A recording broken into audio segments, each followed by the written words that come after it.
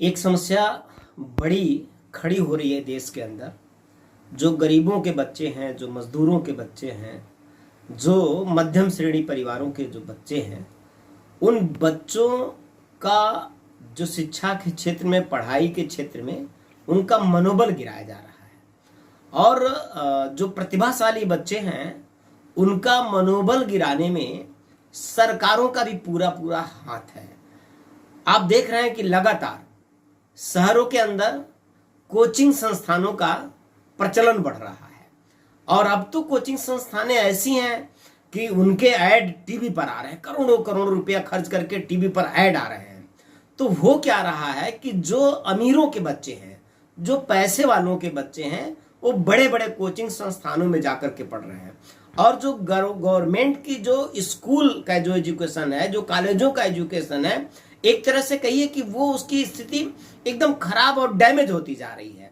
Damage करने के पीछे भी सरकार की गलत मंशा है और कोचिंग संस्थानों को कुकुरमुत्ते की तरह बढ़ावा दिया जा रहा है सरकार की तरफ से।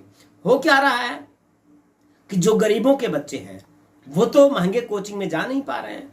ये जो अमीरों के बच्चे हैं, जो नालायक बच्चे हैं, एक तरह से कहें प्रतिभाशाली बच्चे तो गांव में गरीबों के घर में, मजदूरों के घर में पैदा होते हैं, जो मेहनत से पढ़ाई कर सकते हैं, लेकिन और वो स्कूल में जाते हैं। लेकिन ये जो अमीरों के बच्चे हैं स्कूल में कम जाते हैं और कोचिंग में ज्यादा जाते हैं। कोई आकाश कोचिंग के नाम से, कोई एलन कोचिंग के नाम से, कोई विद्यापीठ कोचिंग के नाम से, कई ऐसे महंगे कोचिंग जो चलाए जा रहे हैं देश के अंदर और लगातार बढ़ाए भी जा रहे हैं। तो वो जो बच्चे हैं, जो अमीरों के बच्चे उन कोचिंग संस्थानों में पढ़ते हैं, स्कूलों में कम जाते हैं। लेकिन कभी कभार जब स्कूलों में जाते हैं तो वो वहां पे जाकर के उस महंगी कोचिंग संस्थान का बखान करते हैं। तो जो गरीबों के बच्चे हैं ऐसे में उनका मनोबल टूटता है। वो उनके अंदर एक हीन भावना पैदा हो रही है। जो अमीरों के बच्चों के द्वारा वो स्कूल में जाकर के जो महीने में 2 दिन 3 दिन जाते हैं और बाकी टाइम कोचिंग में जाते हैं, एसी कमरों में बैठ करके कोचिंग में बैठ करके पढ़ते हैं। तो वो बच्चे जो स्कूल में जाते हैं तो महंगे कोचिंग का बखान करते हैं और अमीर लोग भी जगह जगह बैठते हैं तो अपने बच्चों के ऊपर पढ़ाई में जो पैसा ज्यादा खर्च कर रहे हैं तो वो अपनी उस बड़कपन को एक मजबूरी का एक लिवादा दे के भी बतियाते हैं, वह क्या करें, मेरा बहुत पैसा खर्च हो रहा है, मेरा बच्चा आकाश कोचिंग में पढ़ता है, मेरा बच्चा एलन में पढ़ता है, मेरा बच्चा यहाँ पढ़ता है। तो ये जो इस तरह के जो लोग हैं, ये वास्तव में जो गांव में जो गरीब मजदूर, जो कमजोरों के बच्चे हैं, जो प्रतिभाशाली बच्चे हैं, जो क्षमतावान बच्चे हैं, उनका मनोबल गिरा रहे हैं। सरकार से हमारी ये मांग है कि कोचिंग संस्थानों पर पूरा बैन लगना चाहिए। ये लगातार जो एक तरह से कहिए कि व्यापारिक संस्थान, कोचिंग संस्थान, भाई आप कोचिंग संस्थान को बढ़ा रहे हैं और जो स्कूलिंग जो एजुकेशन है, जो स्कूल है, कॉलेज है, बच्चों में ये प्रवृत्ति पैदा किया जा रहा है कि वो स्कूल ना जाए, वो कोचिंग की तरफ जाए।